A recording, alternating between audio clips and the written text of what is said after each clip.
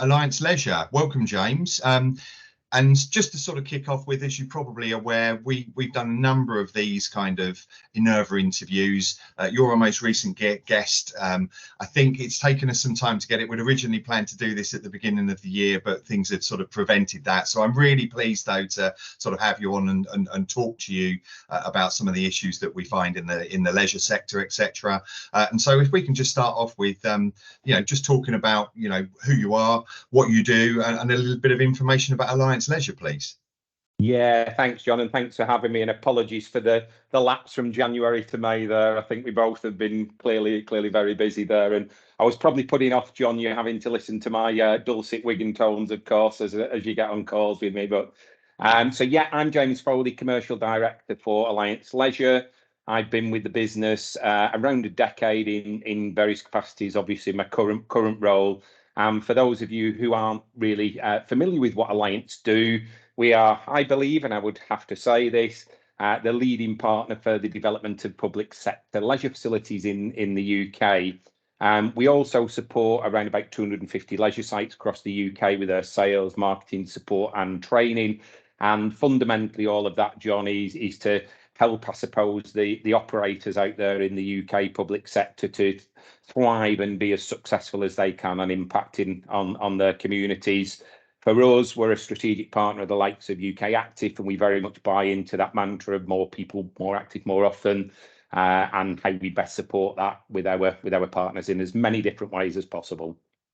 That's really good. Thank you, James. That's really helpful, I think, for sort of people who aren't aware, which I'd be surprised if there weren't many people who hadn't heard of Alliance Leisure, but I'm sure there are some people out there. So Alliance Leisure are actually sponsoring the Elevate Leisure Show this year, aren't they? And yes, we are. And actually, I know that both yourselves and us at Innerva have got panels for the show. So what I'd quite like to do is just to give a little bit of a taster without giving away too much. Of what we're going to be sort of covering in those panels. And so if it's okay, I've got a couple of questions which I'd really appreciate your views on. So the first one, and something which I've asked sort of a lot of the guests who have come on, is what really you foresee the challenges facing the leisure sector over the next 12 months being? Yeah, I mean, a great question, John. The panel that I'm sitting on with my esteemed colleagues from the likes of Sport England and UK Active and Leisure Consultants as well, and Tara from Simspar is chairing, is very much around that future of public sector leisure. So, the 12 months, the here and now, the 12 months and beyond. And I think fundamentally for me, without mentioning that dreaded word COVID and the second dreaded word pandemic, I think we have seen the culmination and I suppose the accumulation of all of those impacts coming out of that period, if you call it recovery. And I think if I was to distill that really and what that meant, John, for me, I'm a very metric driven person. So, stating the obvious in respect to financials, we're all feeling the pinch at home.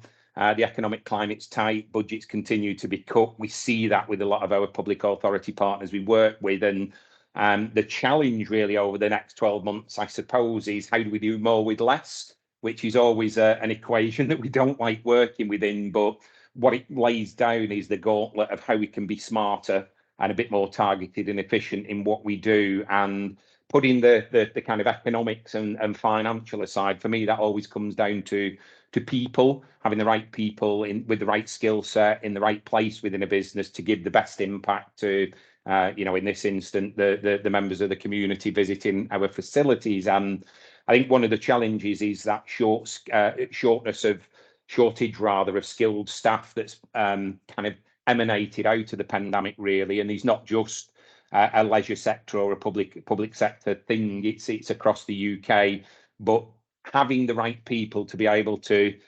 change requirements to consumer preferences, and consumer preferences in their own right have shifted significantly in the last few years. And we really need to have a sector that's flexible, able and willing, dare I say, John, to adapt to these changing consumer preferences to remain relevant. I think I'll speak for myself here, John. I was going to say you and I, but I'm certainly old enough of managing leisure facilities and coming over to the supplier side in the last 10, 15 years to have seen the changes that have happened within our sector And, you know, where public sector is right now is at a real crossroads of ensuring that not only do we remain relevant, but we actually showcase the benefits that we can bring in health determinants, whether that be the green agenda, sustainability, technological advancement, embracing that. But it does all come down to people for me somewhat, John, in terms of where the challenges lie. I think if we have the right people with the right solutions, delivering the right programs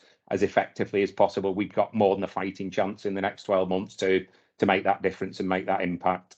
I think you're absolutely on the money there. You know, the people piece, I always remember from when I first came into the leisure sector, it was always described as a people business, you know, and actually, you know, and often organizations say they haven't got any assets, they've got their people are their assets. So, you know, and especially at the moment with all the changes in the workplace, people working from home, people sort of changing careers and what have you, I think you're absolutely on the money there. And one of my experiences has been similar to yours, which is, you know, the leisure sector does have a lot of good people, and I suppose the challenge back though is that having gone through a really traumatic time, it's the risk, isn't it, attached to doing maybe some different things or doing things, you know, that, during a really worrying and financially troubling kind of period, that, you know, there is then perhaps the inclination for people to sort of sit on their hands or not do something because they're worried they might make it worse. But yeah, I really resonate with what you say there about the people piece.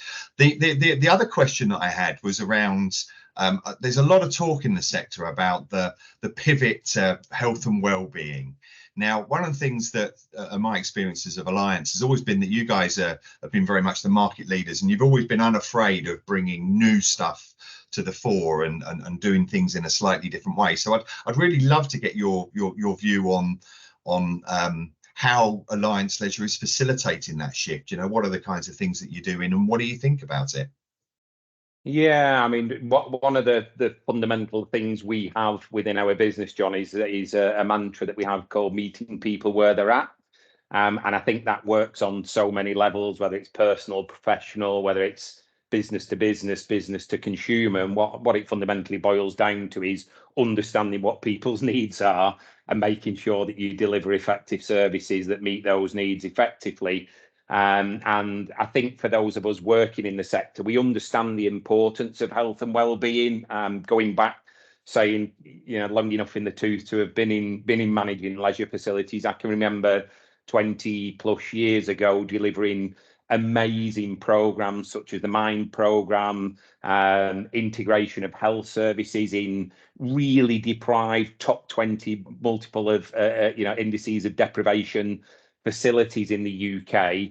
Introducing smoking cessation, all of these things. So I probably have a problem with the term the pivot to health and well-being, John, because I'm a ardent believer that this sector has always been delivering on the health and well-being agenda. I think it's just now it's a different lens that it's being looked at through with a differing focus. And I think, you know, we can't hide away from the fact that as a non-statutory service, part of that is having the available funds, resources to deliver that. But I do think it doesn't all come down to money in, money out. And it's really easy for me to say that, John, but I think it's about the effective design of solutions, the efficient delivery of programs, and making the most of what we have and demonstrable impact. So, you know, the benefits of physical activity, whether it be chronic disease, stroke, diabetes, the effect and positive it has on mental health and well-being, increased overall quality of life. I think we all buy into,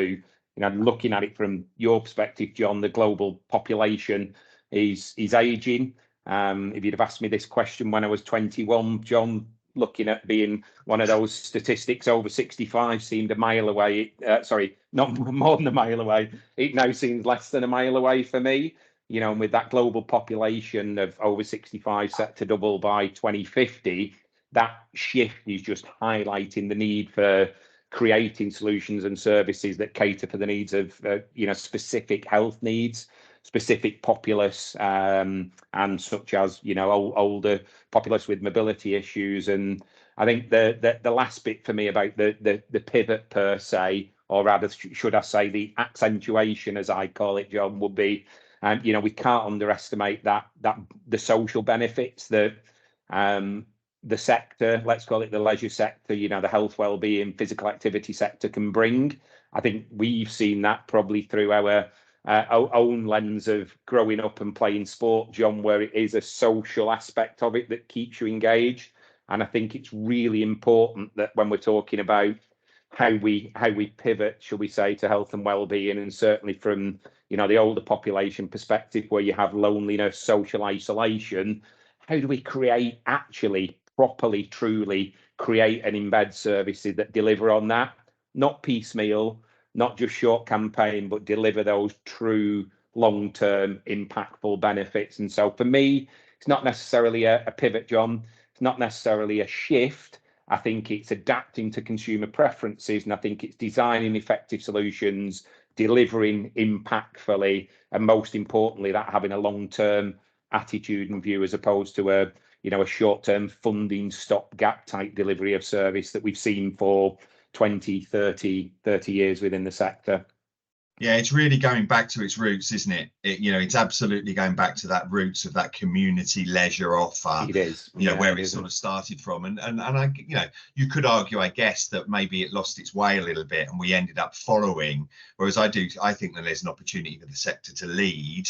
The challenge, of course, going back to the original question, is you've got all these other pressures in there, and taking that leadership opportunity or that leadership role. I'm sure that there are, and we are seeing some in the sector who are sort of stepping up to that, but it's certainly a challenge. James, that's absolutely brilliant. It's great to hear what you've got to say.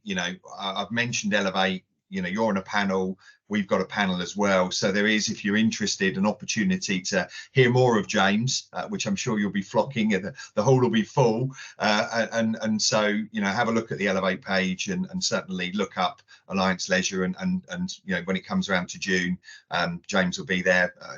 Certainly I'll be going along to listen, and thanks very much for your time. It's been really interesting and really useful. Yeah, thanks, John. Really appreciate you asking as well. And you take care. Speak soon. No problems. Thank you. Thanks, John.